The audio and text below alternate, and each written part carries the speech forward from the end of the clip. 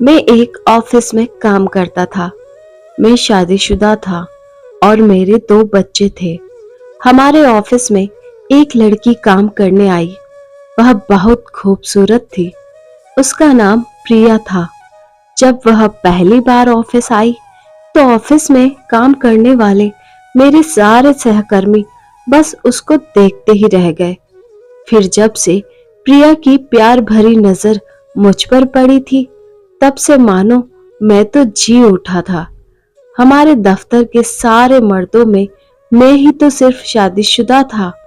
ऐसे में प्रिया पर मेरा जादू चलना किसी चमत्कार से कम न था। पर अब जब यह चमत्कार हो गया था, तब ऐसे में सभी को आह भरते देख मैं खुद पर नाज कर बैठा था। मैंने तो सपने में भी नहीं सोचा था कि उस राजेश पर प्रिया फिदा होगी। पता नहीं उस हसीना को उस ढहते हुए बूढ़े बरगद के पेड़ में ना जाने क्या नजर आया जो उसे अपना दिल दे बैठी। लंच करते वक्त सुनील आह भरता हुआ सबसे कह रहा था, हाँ भाई, अब ये बेचारा दिल ही तो है। अब ये किसी गधे पर आ जाए तो इसमें उस कमसीन मासूम हसीना का क्या कसूर। सुनील के इस मजाक पर सभी खिलखिलाकर हंस पड़े। कैंटीन में घुसते वक्त जब मैंने अपने साथियों की यह बातें सुनी तो मैं मन ही मन इतरा उठा और अपना लंच बॉक्स उठाकर दोबारा अपनी सीट पर आकर बैठ गया। अपने दफ्तर के सारे आशिकों के जलते हुए दिलों से निकलती हुई आह मेरे मन को ऐसा सुकून दे रही थी कि मैं खुशी के चलते फिर कुछ खा ना पाया। तब मैंने चपरासी से चाय मंगाई और चाय पीकर फिर से अपने काम में जुट गया। वैसे तो उस समय मैं लैपटॉप पर काम कर रहा था, पर मेरा ध्यान तो प्रिया के इर्द गिर्द ही घूम रहा था। सलीके का पहनावा, तीखे नैन नक्श, सुलझे हुए बाल और उस पर मदमस्त चाल। सच में प्रिया एक ऐसा कंप्लीट पैकेज है जिसके लिए जितनी भी कीमत चुकाई जाए कम है। अब तो प्रिया के सामने मुझे अपनी पत्नी की शख्सियत बोनी सी लगने लगी थी। वैसे सुनीता में एक पत्नी के सारे गुण थे और मैं उसे प्यार भी करता था, पर प्रिया से मिलने के बाद मुझे लगने लगा था कि कुछ तो ऐसा है प्रिया में जो सुनीता में नहीं है। शायद मुझे प्रिया से इश्क वाला लव हुआ है, जो शायद उस लव से ज्यादा है जो मैं अपनी पत्नी सुनीता से करता था। इसीलिए तो प्रिया मेरे मन में बसती जा रही थी। इधर मेरा प्यार परवान चढ़ रहा था तो उधर प्रिया का जादू मेरे सिर चढ़कर बोलने लगा था। महंगे होटल में डिनर, महंगे उपहार पाकर प्रिया मुझ पर फिदा हो गई थी। जब भी मैं उसकी बड़ी बड़ी झील सी आंखों में अपने प्रति उमड़ रहे प्यार को देखता, तब मेरा दिल जोर से धड़कने लगता था। अब तो सिर्फ इसी बात की इच्छा होती कि ना जाने ऐसा वक्त कब आएगा जब प्रिया की प्यार भरी नजरें मुझ पर मेहरबान होंगी और उस प्यार भरी बारिश में मेरा मन भीग जाएगा। बस इसी कल्पना की चाह में मैं फिर से जी उठा था। ऐसा लगता था मानो मैं उस मंजिल को पा गया हूं जहां धरती और आसमान एक हो जाते हैं। पर सुनीता मेरे अंदर आए इस बदलाव से कैसे अछूती रह पाती।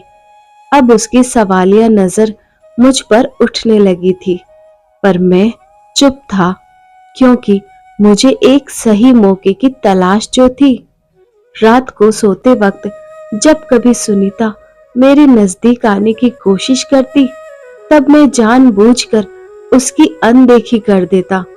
तब मैं तो मुंह फेर कर सो जाता और वह आंसू बहाती रहती। मुझे उसका रोना अखरता था, पर मैं क्या करता। मैं अपने दिल के हाथों मजबूर जो था। बीतते समय के साथ मेरी प्रिया को पाने की चाह बढ़ने लगी थी, क्योंकि प्रिया की बड़ी बड़ी आंखों में मेरे प्रति प्यार का सागर तेजी तेजी से हिलोरे जो लेने लगा था, अब मुझे लगने लगा था कि शायद सही वक्त आ गया है जब मुझे सुनीता से तलाक लेकर प्रिया को अपना बनाना होगा। तभी मेरी इस उमस भरी जिंदगी में खुशियों के फूल खिल पाएंगे। अब अभी मैं सही मौके की तलाश में था कि अचानक मेरी किस्मत मुझ पर कुछ ज्यादा ही मेहरबान हो गई। सुनीता के चाचा की अचानक बीमार होने के चलते वह एक हफ्ते के लिए कानपुर क्या गई। मुझे तो मानो दबा हुआ चिराग मिल गया। सुनो, मैं कानपुर जा रही हूँ, सुनीता अपना सामान पैक करते हुए फोन पर मुझसे कह रही थी। तुम जल्दी से निकलो, मेरी चिंता मत करो, वरना तुम्हारी शाम वाली बस छूट जाएगी। मैं खुशी के मारे हड़बड़ा रहा था। हाँ जी, वह तो ठीक है, मैंने मीरा को बोल दिया है कि वह सुबह शाम आपका मनपसंद खाना बना दिया करेगी। सुनीता अभी भी मेरे लिए परेशान थी। सुनीता, मैं तो चाह रहा था कि मैं दफ्तर से जल्दी निकलकर तुम्हें बस स्टैंड पर छोड़ आऊं, पर क्या करूं, इतना ज्यादा काम जो है। मैंने अपनी चालाकी दिखाते हुए कहा। नहीं जी, आप अपना काम करो, मैं चली जाऊंगी। इतना कहकर सुनीता ने फोन रख दिया। सुनीता का इस तरह अचानक चले जाना मुझे एक अनजानी सी खुशी दे गया।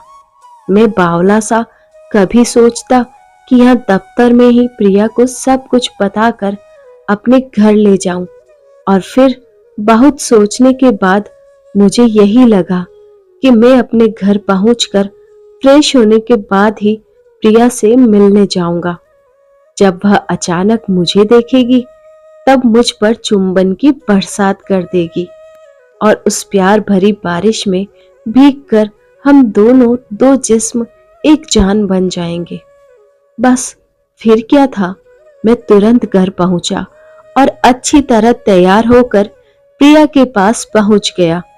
दरवाजे की घंटी बजाने पर दरवाजा प्रिया ने नहीं बल्कि एक मोटी सी औरत ने खोला।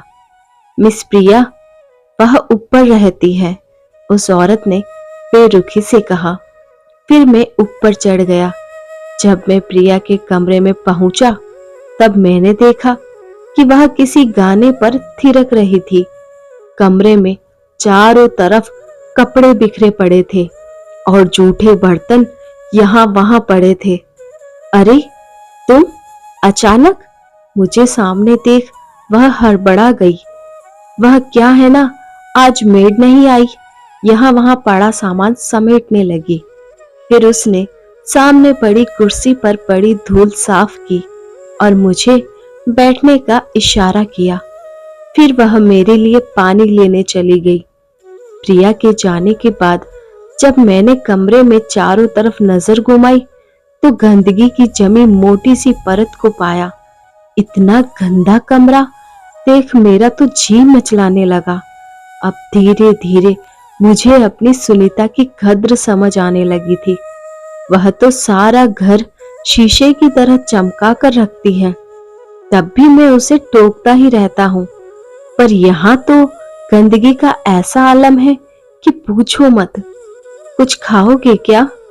पानी का गिलास देते हुए प्रिया मुझसे पूछ बैठी। हाँ, भूख तो लगी है, ये लो टोस्ट और चाय।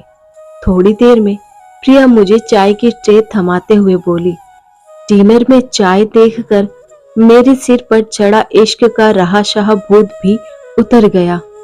वह क्या है ना, मुझे तो बस यही बनाना आता है, क्योंकि सारा खाना तो काम वाली ही बनाती है।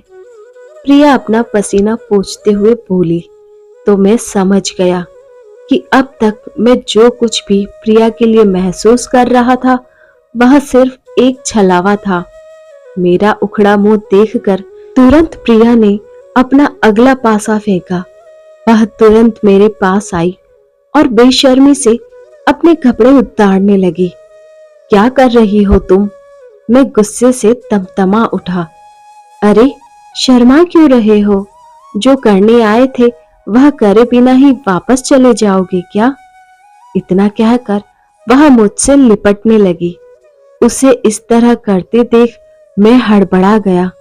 इससे पहले कि मैं खुद को संभाल पाता, उसने मुझे यहाँ वहां छूना शुरू कर दिया।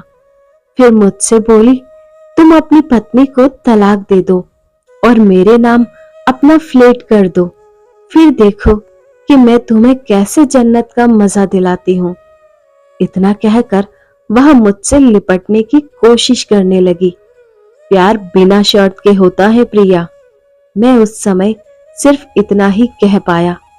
आजकल कुछ भी मुफ्त में नहीं मिलता मिस्टर। हर चीज की कीमत होती है और हर किसी को वह चुकानी पड़ती है। इतना कहकर प्रिया जोर से हंस पड़ी। प्रिया के प्यार का ये घिनौना रूप देख मैं टूट सा गया और उसे धक्का देकर बाहर आ गया। हारी हुई नागिन की तरह प्रिया जोर से चीखते हुए बोली, राजेश, मेरा डसा तो पानी भी नहीं मांगता, फिर तुम क्या चीज हो। और मैं अब तक अपनी कार में बैठ चुका था और मेरे सिर से लव का भूत उतर चुका था। मैं जल्दी से अपने घर की ओर चल दिया। मुझे अपने आप से घिन आने लगी थी कि ऐसी लड़की के लिए मैं अपनी इतनी अच्छी पत्नी को खोने जा रहा था। अच्छा हुआ जो सही समय पर मुझे प्रिया की सच्चाई पता चल गई, वरना बहुत देर हो जाती। धन्यवाद। तो दोस्तों, यह थी हमारी आज की मोरल कहानी, जो यहीं पर खत्म होती है। ऐसी ही मजेदार कहानी के लिए हमें सब्सक्राइब जरूर करें, साथ में बेल आइकन को प्रेस करें ताकि न्यू स्टोरीज का नोटिफिकेशन सबसे पहले आपको मिल सके। वीडियो अच्छी लगी हो तो इसे लाइक और शेयर करना ना भूलें। Thanks for watching.